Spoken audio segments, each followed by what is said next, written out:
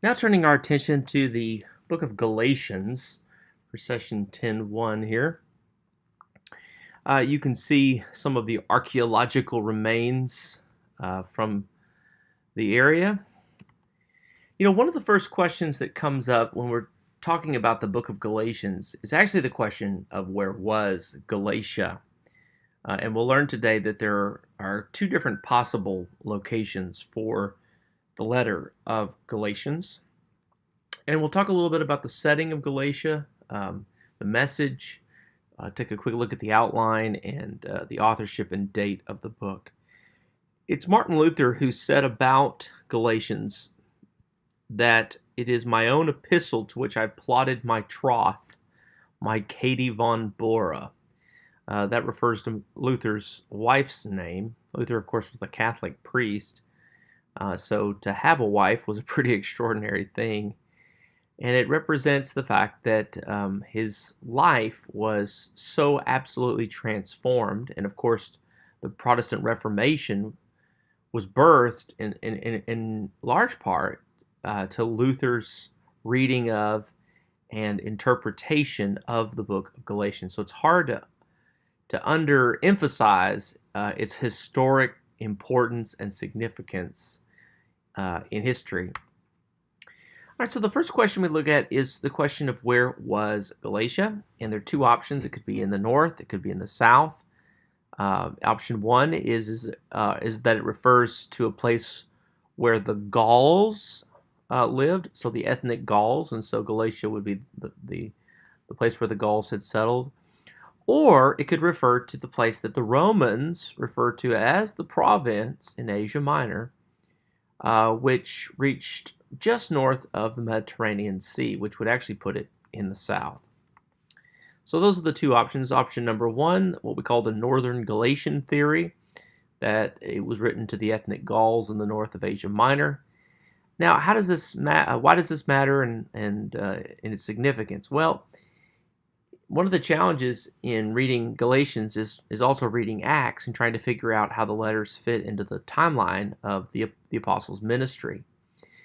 If the Northern Galatian theory is true, in other words, the letter was written to the Northern Galatian area, then the meeting that Paul describes having with Peter in Galatians 2, where they got kind of into a disagreement about Jews and Gentile issues, refers to the Jerusalem Council that's in Acts 15.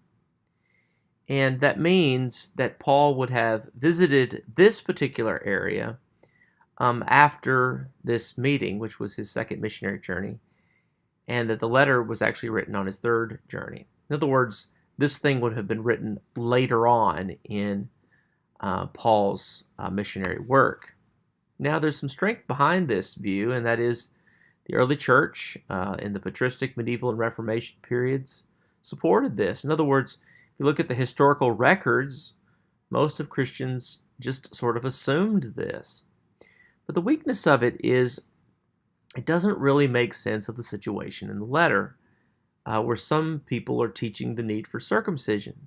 Why would they be doing that if the council had already met and the issue had already been resolved?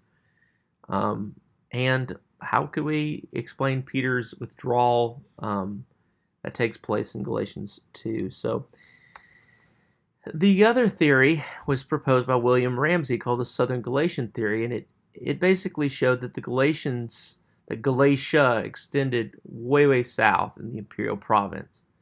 And it included the areas Paul visited on his first missionary journey, Pisidian Antioch being among them.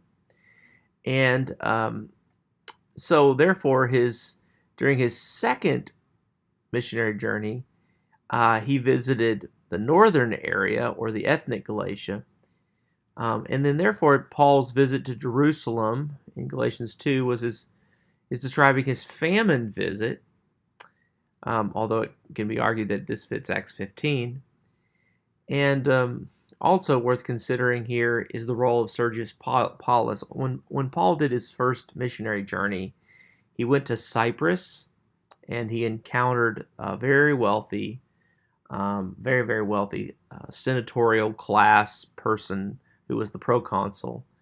named Sergius Paulus, and we know that he owned land in this area of South Galatia. Now, this is the map. It shows you the area that was known as Galatia, and so you can see there's a pretty big, possibility of area that could be described.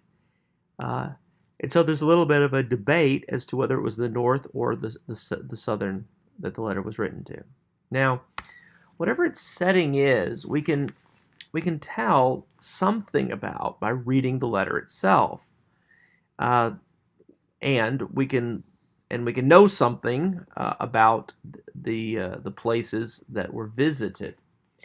In the book of Acts, we're told about Paul making a visit in Galatia, and about how he came in contact with some people who mistook him and his companion for Zeus and Hermes. And so clearly these were not Jews, they were Greeks or pagans, because they were worshiping Zeus and Hermes. And archaeological remains have shown various gods and goddesses. You can see here a picture of the goddess Cybele, which was a sort of a local, regional god. And in the book itself, Paul refers to what he calls the elemental spirits. Now, all of that paints the picture that the book of Galatians was written to Gentiles or pagans. But the interesting thing is that the book itself has a lot to do with the issue of Judaism. And so why all the issues about Judaism to a group of people who were apparently pagans? And the answer is Judaizers. Judaizers were the people who we sometimes describe as sort of the Jewish Christians. So they were Jews first, and then they became Christian, but they never stopped really becoming Jews. And so their attitude was sort of like, you have to follow Judaism and believe in Jesus. So it was sort of the gospel of Christ plus. And in the case of the Judaizers that Paul deals with in Galatians, they're really strongly emphasizing Jewish circumcision, which was a kind of a badge of Judaism in those days, and it was a way to demarcate you as being truly a Jew. And so some of these Judaizers were insisting that apparently some of these Gentile Christians become Jews first, or go back and undergo the process of circumcision and so on.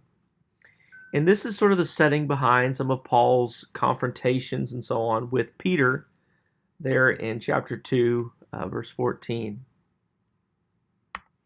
Now turning to the message of Galatians, real quickly, just a few things. First of all, Galatians is, of course, a letter, and ancient letters had openings and typically had some kind of thanksgiving at the beginning of the letter, thank you for this or that.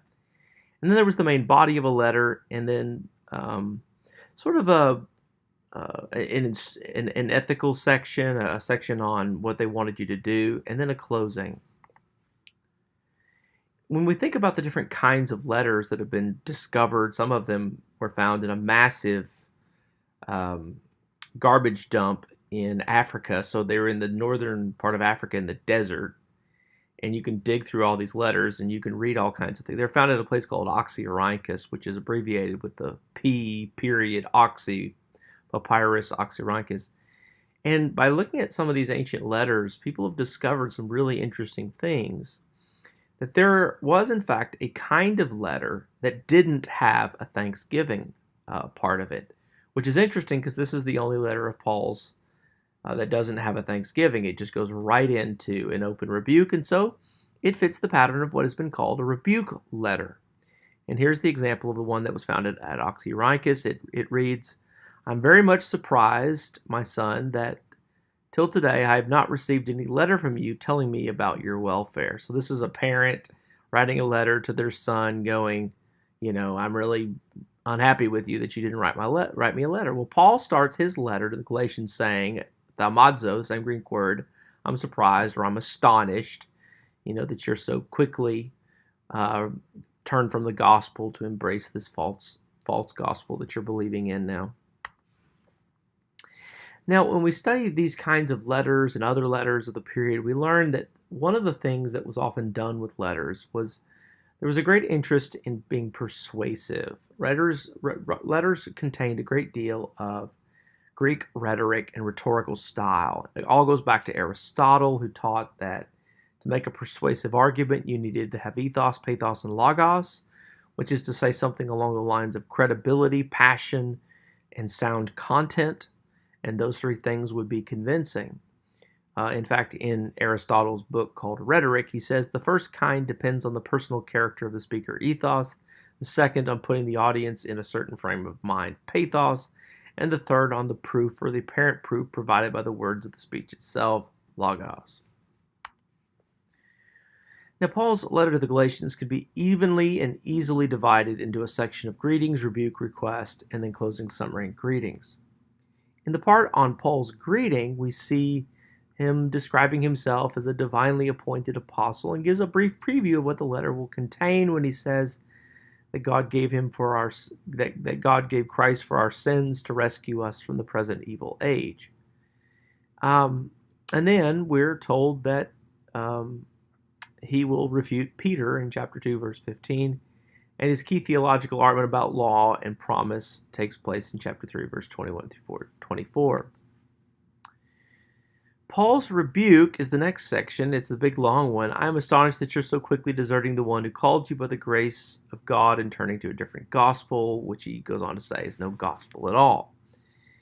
And then he goes through his background in Judaism, and then he talks about his calling and divine mission to the Gentiles.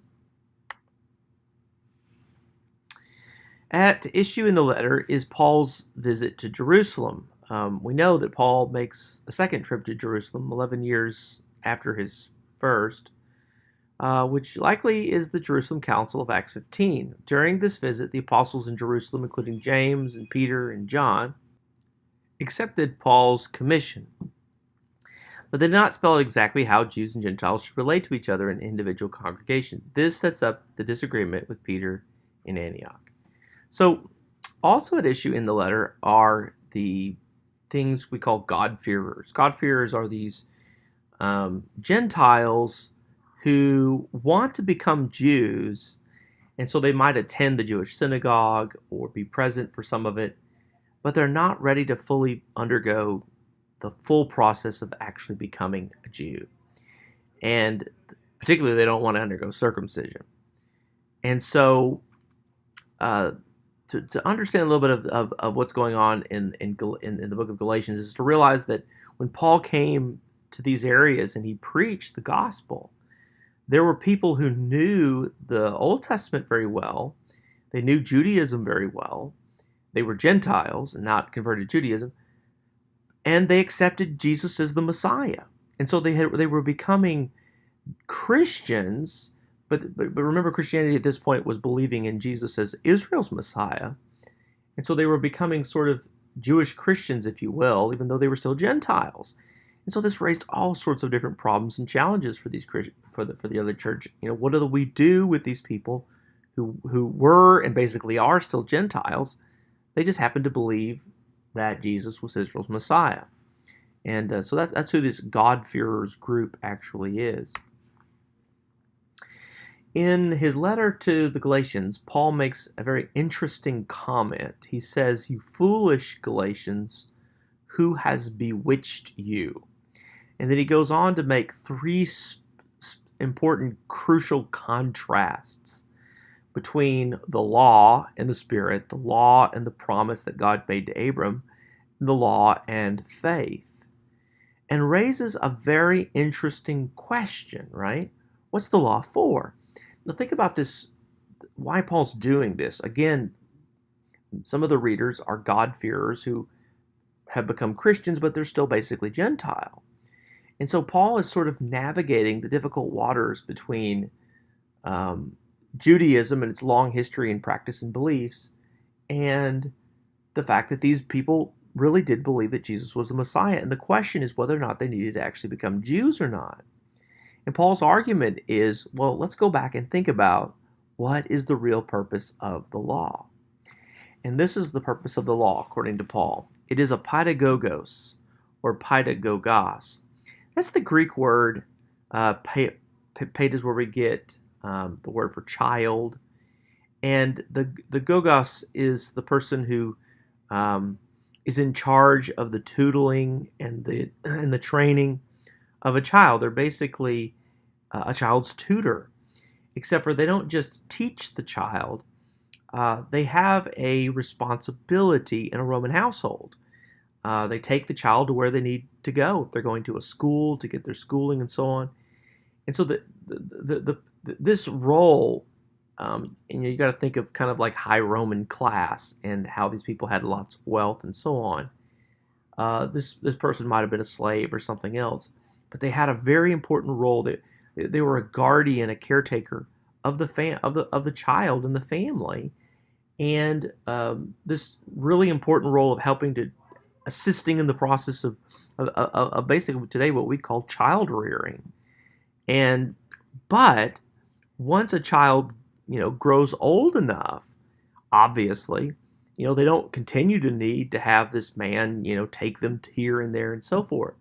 At some point, the slave's no longer needed to provide for the child. The child is now a man. He can take care of himself.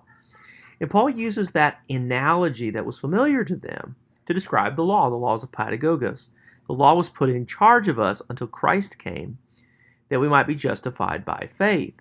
Now that this faith has come, we are no longer under the pedagogos, or the supervision of the law.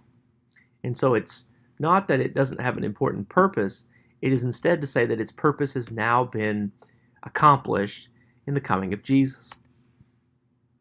Now, there's a couple of debates of theological and church importance in the book of Galatians. And one of those is the whole debate about justification by faith. Catholics in Catholicism for a long time had understood justification by faith as something that was imparted to them. But Luther in the Reformation and others came to understand in the Protestant Reformation that justification by faith was not necessarily something that was imparted to us. Righteousness or goodness was not imparted to us, but rather it was legally and forensically imputed to us. And this becomes a new way of thinking about and understanding what justification is. You might think of it as an analogy that in the past, we've already experienced salvation. In the present, we're experiencing it, and then in the future, we will ultimately experience salvation. There's another debate, and that is that of faith in or faith of. We're justified by faith in Jesus. Is that faith in Jesus, or does that mean the faith of Jesus? Now, the reason this is important is, well, first of all, it's ambiguous in Greek. We don't know which one it is. You can't look at the Greek and tell. And so that leaves open the possibility, and they have different meanings. If I have a faith in Jesus, then it's my faith in Jesus that saves me. But if it's the faith of Jesus, then it's not my faith in Jesus that saves me. It's Jesus's faithfulness and his righteous, faithful and obedience to God, all the way through the cross, that saves me. And so does justification by faith mean that I'm saved because of what I do? Or in a sense, does it mean I'm saved by what God has already done? That's part of this whole sort of debate. Now in chapter 4, verse 12 through 6:10 is the next sort of section right before the closing, and Paul makes a request. I plead with you, brothers and sisters, become like me, for I became like you. He describes circumcision as slavery. He calls for them to be set free. It is for freedom that Christ has set you free. Do not be burdened again by the yoke of slavery.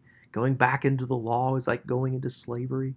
Christians must make a choice. Are you going to follow sin and flesh, or are you going to follow the Spirit and ultimately lead to the fruit of the Spirit: love, joy, peace, patience, kindness, goodness, faithfulness, gentleness, and self-control?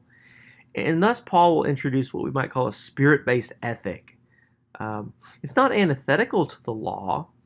I think you could make the argument that the law also taught things like faith and hope and love, but it is ultimately sourced by way of the Spirit. Now think about the importance of that for these God-fearing Christians, these people who were Gentiles. Now they believed in Jesus. The question was, were they really Christians? And Paul's argument was they had the Spirit, and the Spirit can guide them and lead them to make the right choices. And those choices are ultimately going to be in keeping with the law, but they're not necessarily legalistic in the sense of having to undergo circumcision and things like that. Paul gives his closing, his final section that summarizes his message, and he repeats his challenge to those who would threaten to derail the Galatians' faith. He mentions that they are a new creation, the true Israel of God, and so forth. Now, as we come to the end of this bit on Galatians here, we go back to where we were at the very beginning of this, which is to say that we don't know if Galatians was written to the northern area or the southern area, but it matters because if it was written to the northern area, the ethnic Gauls, as you remember, then it was written during Paul's third missionary journey, which is about AD 53. If it refers to the southern area, which I think is more likely, then it's describing what took place during Paul's first missionary journey, and that would make the book of Galatians the earliest or one of the earliest letters that Paul ever wrote, or at least what we have in the New Testament, AD 47 to 48.